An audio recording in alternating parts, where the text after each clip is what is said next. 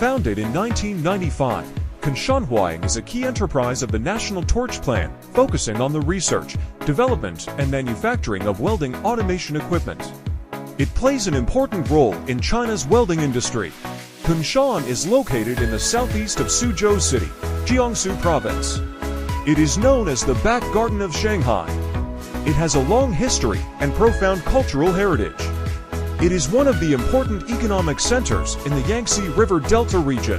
Kunshan is famous for its rich manufacturing and high-tech industries, providing Huaheng with a good development environment and market opportunities.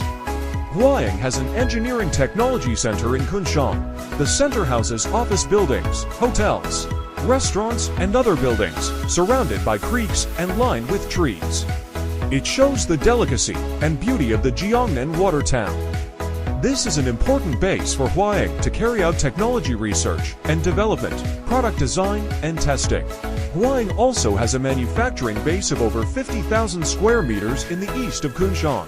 The base is equipped with advanced production equipment and technology and is committed to producing high-quality welding automation special equipment, orbital welding system, automatic cutting equipment, robot welding system, intelligent pipeline equipment, and other products.